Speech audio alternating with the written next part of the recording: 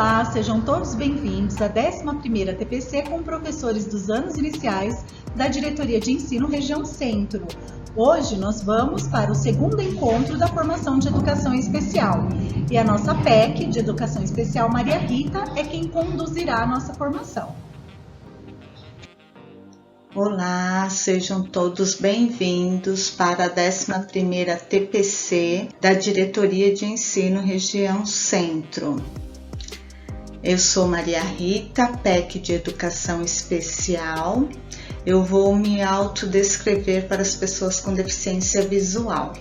Eu tenho a pele clara, cabelos cacheados no tom claro, uso óculos de armação rosa, estou vestindo uma blusa de linho no tom salmão, gola alta sem mangas.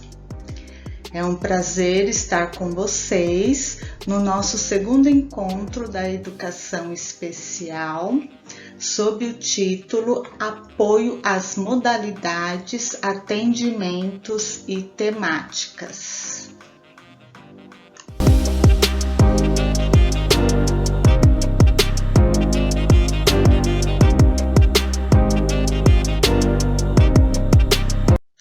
O assunto que eu irei abordar hoje está extraído do documento orientador Replanejamento 2022, Atendimento Especializado e Modalidades Educacionais. Objetivos dos documentos orientadores. O documento orientador da SEDUC tem como objetivo apresentar orientações para as equipes das diretorias de ensino, gestores das unidades escolares e professores quanto ao trabalho a ser desenvolvido ao longo do segundo semestre de 2022. No que se refere às modalidades educacionais e atendimento especializado. Então, este documento ele é dividido em 3 partes. A educação especial, de responsabilidade do CAP, do Centro de Apoio Pedagógico, e a educação de jovens e adultos, educação escolar indígena, quilombola, sentados, migrantes internacionais, atendimento socioeducativo, educação étnico-raciais, de responsabilidade do DEMOD.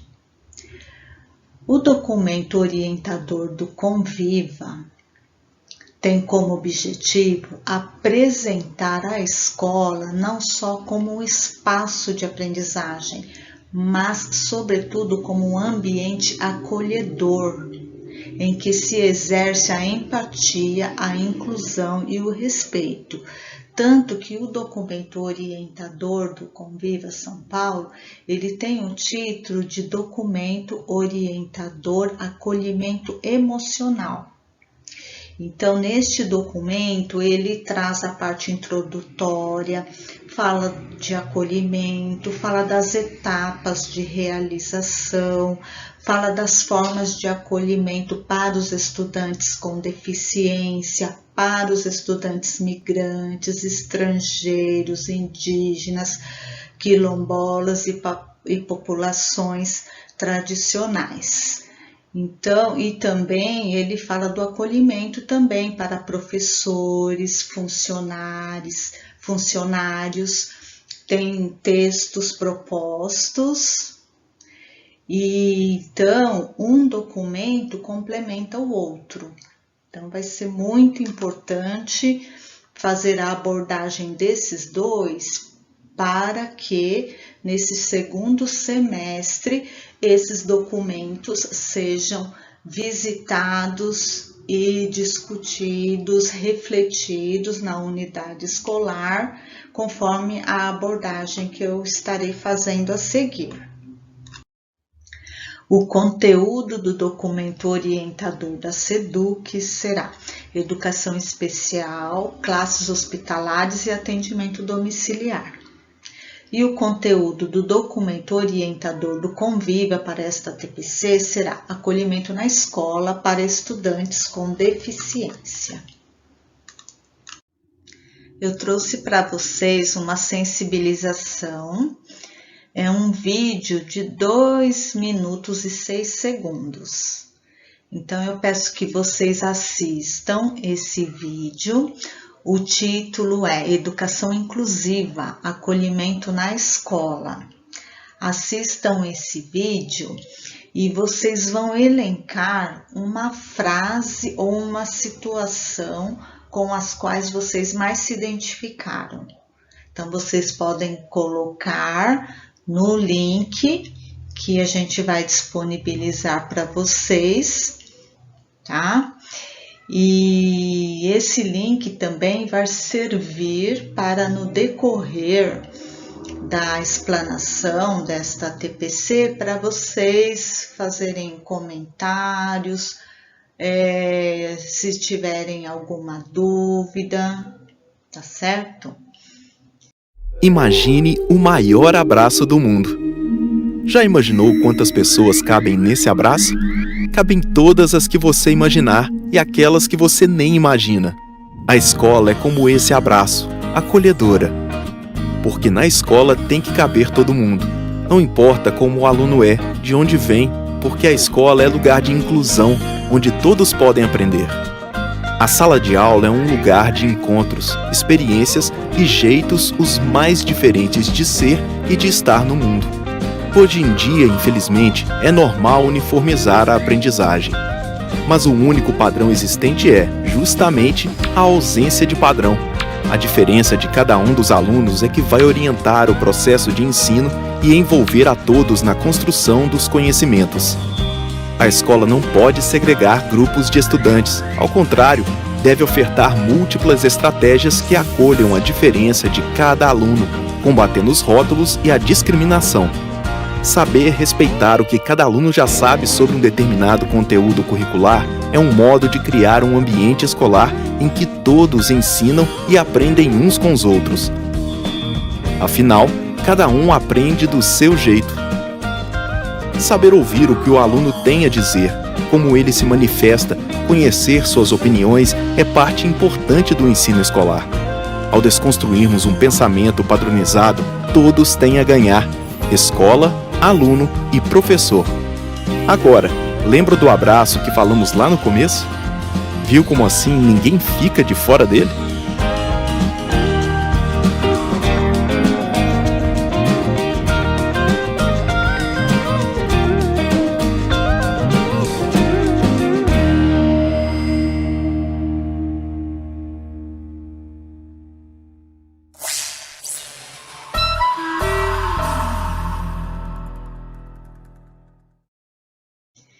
E para contribuir, para complementar com esse vídeo, eu trouxe também, uma situação, para reflexão também, tá? Então, é preciso uma escola onde o saber e o sentir, onde conhecimentos e sentimentos andem de mãos dadas. Isso significa o quê? Que o acolhimento ele deve ser todos os dias. Então, todos os dias o professor, a escola, precisa ter esse acolhimento, esse olhar para os estudantes, como se fosse o primeiro dia, tá? Não só na época que chegam de férias. Então, conhecimentos e sentimentos andem de mãos dadas. Isso significa todos os dias, tá certo? Porque os estudantes, eles ficam a maior parte do tempo aonde? Ficam na escola, ficam com os professores, funcionários, com seus pares, muito mais tempo do que com a família. Então, os pais trabalham, chegam em casa, às vezes o filho está dormindo, não tem tempo, muitas vezes, assim, para o diálogo. Então, todas as emoções, todas as vivências, todas as alegrias, tristezas. Então, esse estudante, ele está ali a maior parte do tempo na escola. Então, precisamos sim, né, refletir e fazer com que esse acolhimento ele seja diário. E quando eu assisti esse pequeno vídeo, então várias situações apresentadas ali eu me identifiquei, né? E uma das frases, né, que eu me identifiquei foi desconstruirmos um pensamento padronizado, todos tendem a ganhar. Escola, aluno e professor. Então, olha, quando a gente desconstruir um pensamento padronizado, todos tendem a ganhar. Porque esse pensamento padronizado, o que significa? Significa, né, ter a concepção que todos os estudantes aprendem da mesma forma, que todas as estratégias que eu utilizar vai atingir a todos os estudantes. Então, esse padrão já não existe mais, porque a escola, né, tem uma diversidade, a sala de aula tem uma diversidade. Então, cada estudante ali tem a sua forma, o seu jeito, o seu tempo de aprender. Então, desconstruir esse pensamento de padrão é muito importante, né? Já é esse primeiro passo aonde todos ganham. Então, dentre todas as situações que passou nesse pequeno vídeo, eu acho que desconstruir esse padrão para mim é o que ficou mais forte. Temos também uma outra reflexão, que não é acolhimento. Então, nós temos que refletir muito sobre acolhimento, porque às vezes o cotidiano, o dia a dia, né, com tantas coisas, tantas demandas, que a gente esquece de olhar o outro, né? Esquece, então fica tudo muito mecânico, muito no automático. Então, às vezes, aquele aluno no olhar, né, às vezes ele está querendo dizer algo, mas, né, com tanta situação, e o professor acaba nem percebendo. Então, assim, então como é acolhimento, então vamos pensar sim, vamos refletir a fundo sobre acolhimento para que isso não fique só em determinadas datas, para que isso se torne um hábito, né, de todos os dias. Acolher significa apoiar, amparar. O acolhimento aproxima as pessoas, estabelece conexões e vínculos baseados na confiança. Acolher é mostrar-se aberto ao outro e permitir que ele também se abra. O ato de acolher se relaciona à presença, possibilitada pelo que há de mais simples. Um olhar, uma palavra, um gesto de incentivo. Damasceno, 2020. Então, essa citação, essa reflexão, ela é muito forte. Que o acolhimento, que ele se dá de uma tal forma que a confiança, né, faz com que o professor permita que o aluno se abra sem ele questionar nada. Tanto é o ato da confiança. Então, como é que se adquire essa confiança? É no acolhimento, é no dia a dia, é o vínculo com o aluno. Então, isso, né, permite, né, que ele também, no momento de aflição, no momento que ele esteja feliz, dele se aproximar, dele querer contar aquilo. Então, isso é um exercício, eu sei que é difícil, né, mas é muito importante estar pensando nisso, né, todos os dias, porque às vezes tem um estudante que ele né, tem um comportamento, de repente no outro dia aconteceu alguma coisa, ele está com outro comportamento, então não deixa de perguntar se está tudo bem, né, se quer se abrir, se quer conversar. Então isso que essa citação está querendo dizer, né, que esse relacionamento, essa presença, né, que possibilita atos simples, um olhar, uma palavra, um gesto, um incentivo, né, coisas simples. Vamos seguir.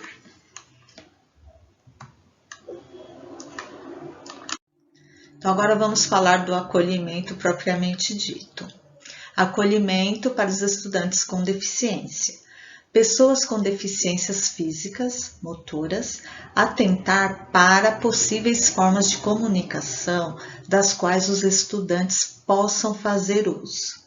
O que significa? Significa que as pessoas com deficiências físicas, elas podem ter uma dificuldade na comunicação oral. Então, quando o professor ele fala com esse estudante, ele compreendeu, mas na hora dele processar de volta a resposta, essa comunicação, ele tem prejuízo, ele tem uma dificuldade para se expressar na mesma velocidade, na mesma forma que uma pessoa que não tem esse comprometimento.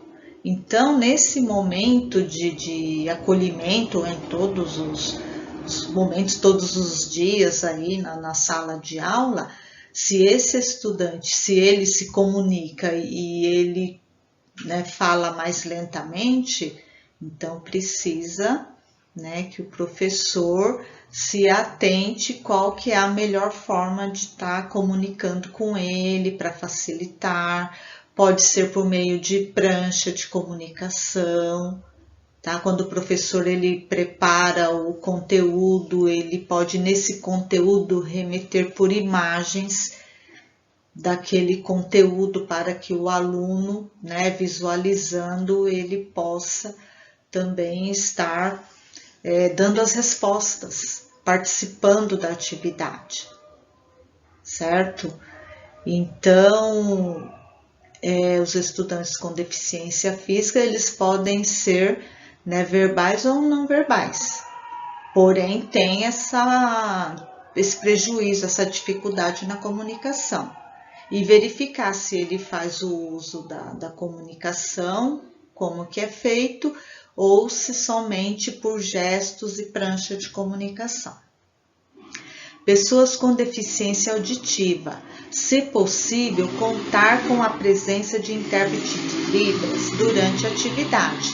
Então, aqui está falando se possível, porque pessoas com deficiência auditiva que faz o uso da Libras, que ele não se comunica verbalmente, é que precisa da presença do intérprete de Libras. Agora, um estudante com uma surdez leve, moderada, ou que faz uso de aparelho auditivo, ele se comunica verbalmente, ele não necessita da presença do intérprete de Libras. Pessoas com deficiência visual. Fazer adaptações necessárias para a condução das atividades. Então, neste caso, a deficiência visual também tem essa situação da cegueira, tá? Onde esse estudante ele se locomove, né, com bengalas, tá? E se for baixa visão, aí precisa ver quais são as adaptações necessárias, qual é o número da fonte para ampliação das atividades para esse estudante, tá? Então, no caso da deficiência visual também tem essa diferença, né? A cegueira e a baixa visão, certo? E no caso da cegueira, então sempre perguntar para esse estudante, né, se ou para a pessoa, quando se deparar com uma pessoa com deficiência visual, se necessita de ajuda, porque a gente vê muitas pessoas com deficiência visual que, né, são totalmente autônomos, mas na escola precisa estar vendo, né, com a família, né, qual que é a forma, né, que melhor a escola pode estar ajudando. Então, se for um estudante cego, então, quais os cuidados que a escola deve ter, né, em relação aos obstáculos, né, na sala de aula, né, portas entreabertas, precisa levar esse estudante, né, para conhecer, né, os espaços da escola. Então, tem essa variação. Então, precisa realmente estar conversando, né, e verificando com a família. Agora, se for baixa visão, né, aí verificar qual que é o tipo de adaptação. Porque para o estudante que é cego, então, né, a ampliação não resolve. Então, tem que verificar se ele sabe, né, o braille. Mas nas nossas escolas, né, nós não temos, né, estudantes que têm assim uma cegueira, que utiliza o braille, mas assim temos casos sim de estudantes, né, com deficiência visual aí progressiva. Então, nesses casos que esse estudante ele tem baixíssimo nível de visão, já precisa ver com a família, né, quais os apoios que está tendo fora da escola, né, para a aprendizagem aí do braille, para adquirir aí a sua autonomia, se está tendo, no caso, já experiências ou atuando em instituições para mobilidade. Então, cada caso é um caso. Por isso que nós vamos deixar um link para que, tendo as dúvidas, escrever para nós, para que possamos estar esclarecendo, né, alguma situação que causou dúvida aí para vocês. Então, deficiência auditiva, o intérprete de Libras é só para o estudante que utiliza Libras, se comunica, né, pela Libras. Em relação à deficiência visual, é cegueira ou baixa visão, certo? Vamos para o próximo. Estudante com deficiência intelectual. Dar explicações de forma clara para melhor compreensão. Utilizar comandos, objetivos curtos, modificar a forma de apresentação do mesmo comando. Então, as pessoas ou os estudantes com deficiência intelectual, aparentemente, eles não demonstram, né, a deficiência. Então, é no contato ali, no dia a dia, que, né, o professor, a escola vai perceber. Ou, agora, como já essa ATPC é para ensino fundamental 2 e médio, então nesse estágio da escolaridade eles já têm um diagnóstico.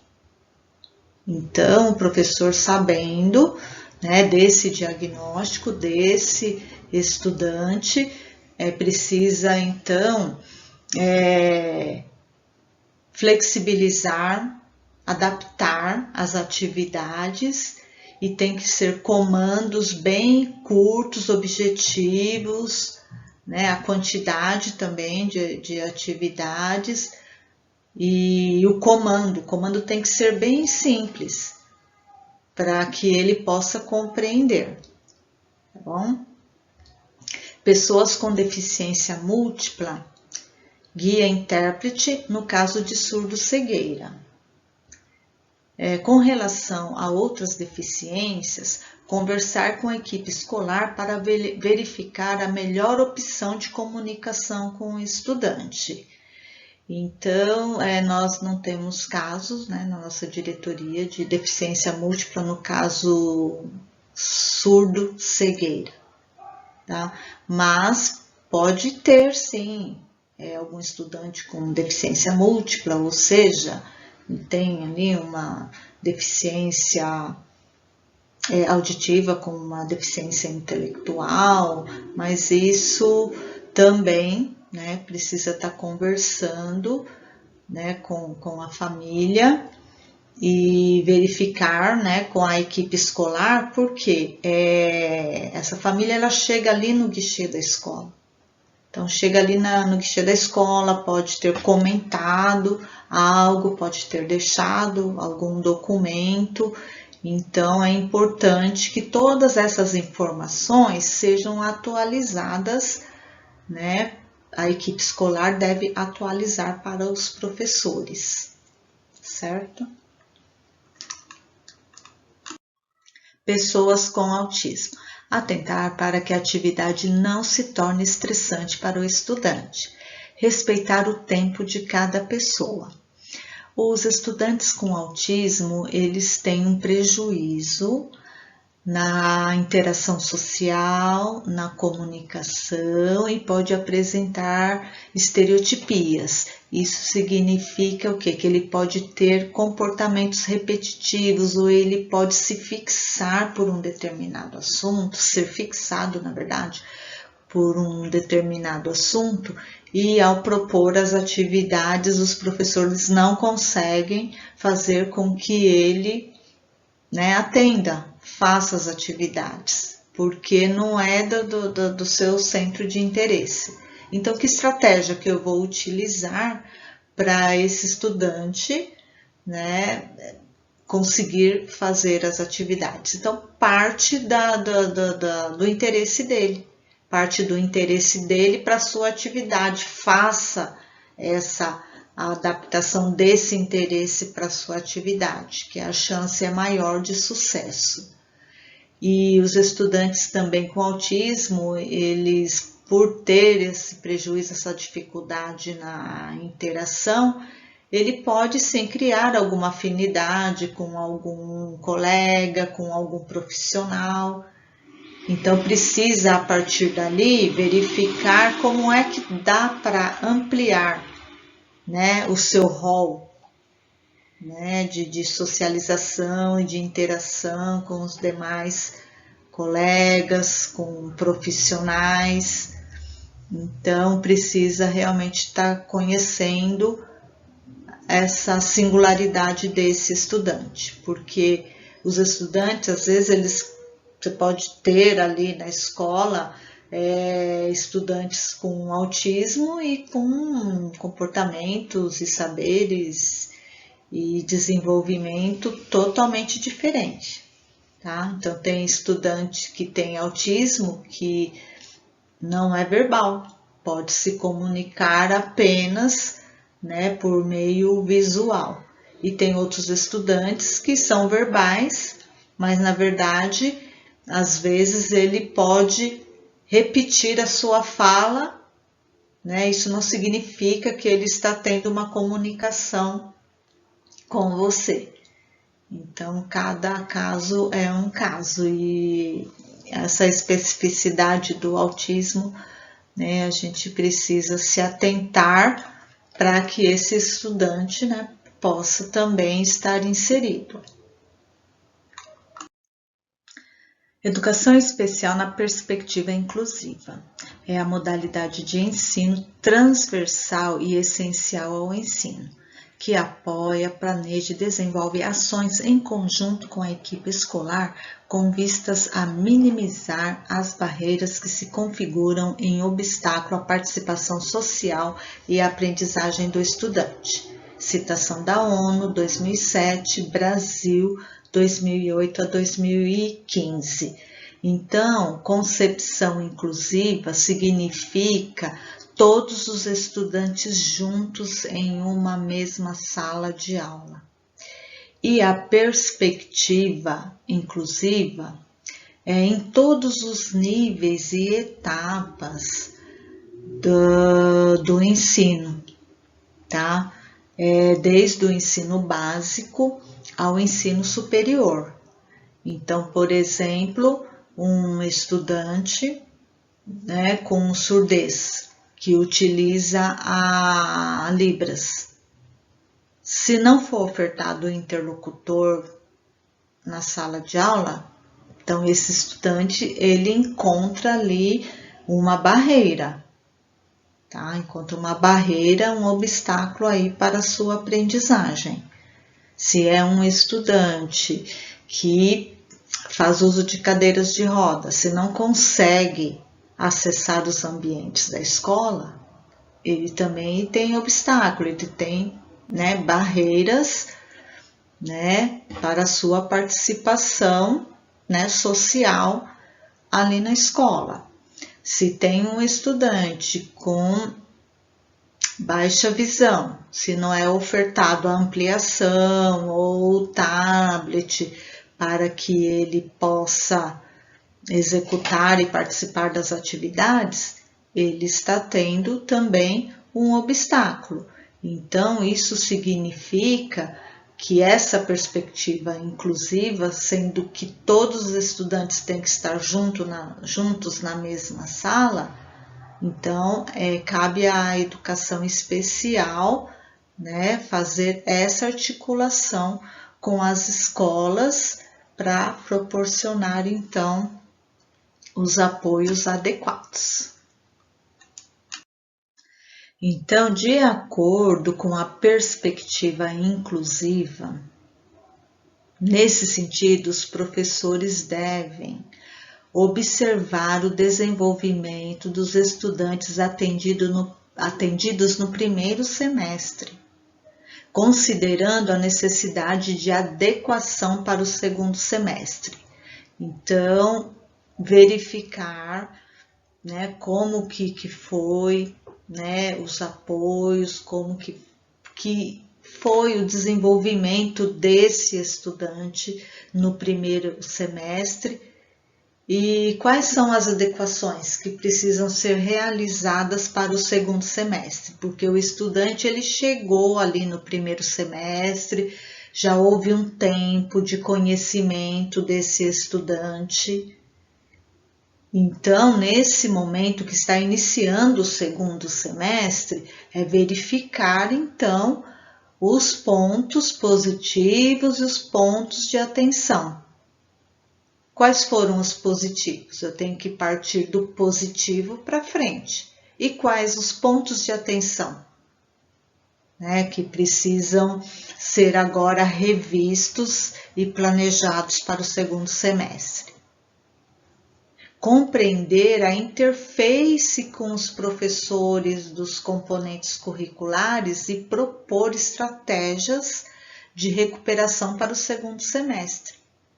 Então, se é um estudante, mesmo que ele tenha, né, ele tem ali um diagnóstico, ele tem uma deficiência, ou é um estudante que ele não tenha nenhum diagnóstico, ele precisa ser pensado também na proposição de estratégias de recuperação para o segundo semestre, certo? Esse item enquadra mais para os professores das salas de recursos. Realizar o levantamento dos atendimentos, quais os recursos e serviços precisam ser solicitados e elencar a busca ativa para novos estudantes quando necessário. Então, digamos que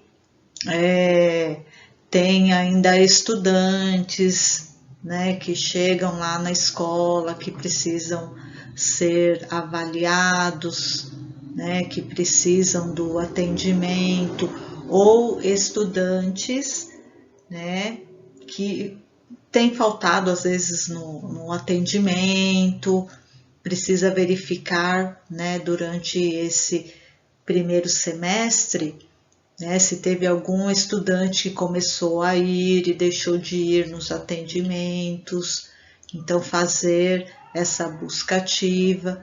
E para novos estudantes, no caso, seria chegada de novos alunos na própria escola, já com um diagnóstico, um perfil para aquele atendimento daquela sala de recursos, ou também demandas, né, que é enviado por meio da diretoria de ensino. Então, tanto, né, os demais professores como os professores das salas de recursos precisam estar pensando neste momento de acolhimento e pensar também, né, em todas as atividades, os trabalhos que foram executados no primeiro semestre, os pontos positivos, os pontos ainda que precisam ser melhorados e propor ações para esse segundo semestre. Construir, com base no anexo 3 da Resolução SE 25, o registro do acompanhamento do atendimento domiciliar escolar. Então, esse item não se aplica porque não temos o atendimento domiciliar na nossa diretoria. Dar continuidade ao estudo dos documentos normativos para a efetivação da política de educação especial na unidade escolar. Então, esses documentos normativos estão no final deste PPT e também na pauta, que são resoluções, tem a política de educação especial do Estado de São Paulo, com a edição do ano passado. Então, isso precisa também, né, ser momento de estudos nas unidades escolares. Analisar os documentos do portfólio do atendimento educacional especializado AEE em sala de recursos e aprimorar as estratégias para o segundo semestre, conforme eu citei no slide anterior. Então, essa atuação, essa ação de acolhimento, essa ação de verificar os pontos positivos e os pontos que devem, né, ser revistos, abarca todos os professores. Então, tanto os professores especializados como os demais professores da escola. Então, é o momento, como está começando agora esse segundo semestre, né, não dar continuidade, tem que rever os documentos do semestre anterior e fazer as adequações, tá bom? Compreender os eixos estruturantes do ensino colaborativo. Eixos estruturantes do ensino colaborativo. Item 1. Articulação entre os professores regentes, componentes curriculares e professores da educação especial. Então, esse ensino colaborativo, ele fica mais, eu acho que factível, né, de ser concretizado realmente em escolas que têm, né, as salas de recursos, porque aí precisa da articulação entre o professor regente e o professor da educação especial. Então, quer dizer que eles vão dividir ali as responsabilidades do estudante, né, com deficiência. Então, eles vão pensar juntos em ações, né? E no item 2, a identificação e aperfeiçoamento e acompanhamento dos apoios e serviços para a inclusão.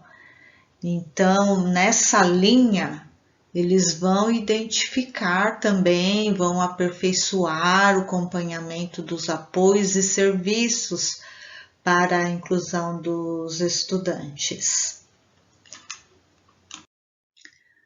O item 3 do eixo do ensino colaborativo todos os estudantes no mesmo espaço físico e com o mesmo currículo.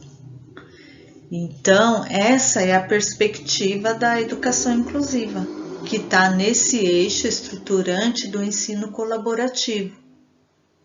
Então, todos os estudantes com o mesmo espaço físico e com o mesmo currículo. Então, significa que essa responsabilidade, essa parceria do professor especializado com o professor dos componentes curriculares, que vão, assim, no caso, pensar nesse currículo, que vão pensar não em atividades diferenciadas, mas com o mesmo currículo. Como é que esse estudante ele vai se beneficiar desse currículo? Quais são as estratégias? Quais são as ações? E o item 4, formação continuada dos docentes para as práticas de ensino colaborativo. Então, essa formação continuada significa, estudos e práticas com embasamento, científico. Então, esses estudos, que vai, no caso, corroborar, então, com boas práticas, tá? Aliada com a interação, desses professores.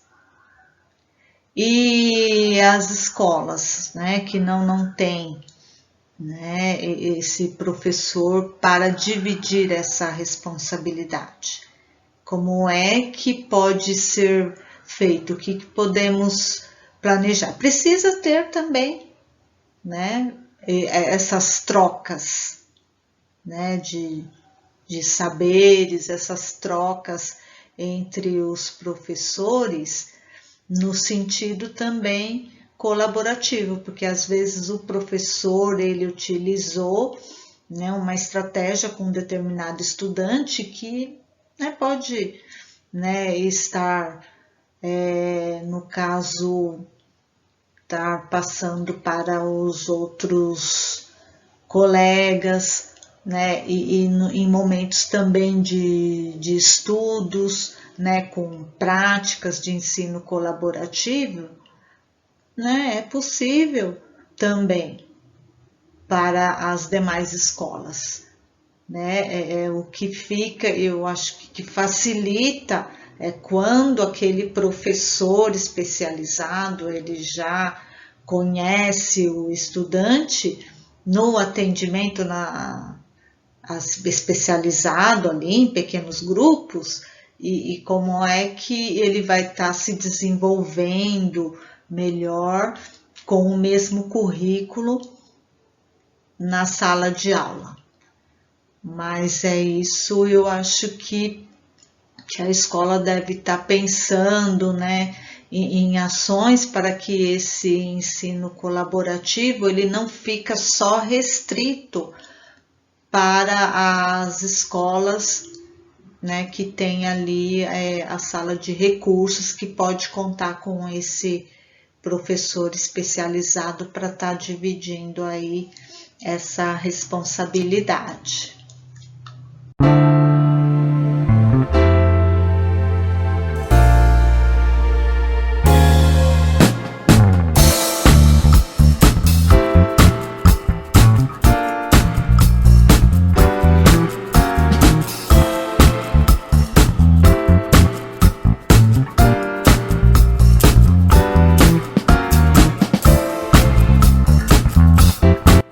Então, chegamos ao fim da nossa TPC. Eu quero agradecer a participação de todos. Vou finalizar com essa frase da Maria Célia Beccatini. Para viver a inclusão, temos que sair de nós e nos colocar no lugar do outro. Assim, aprendemos a conviver no mundo. Então, para esse momento, de pensarmos no acolhimento, no replanejamento das ações para o segundo semestre. Então eu encerro aqui com meu muito obrigado. Que tenha um bom dia, uma ótima semana, fiquem bem, até a próxima. Tchau!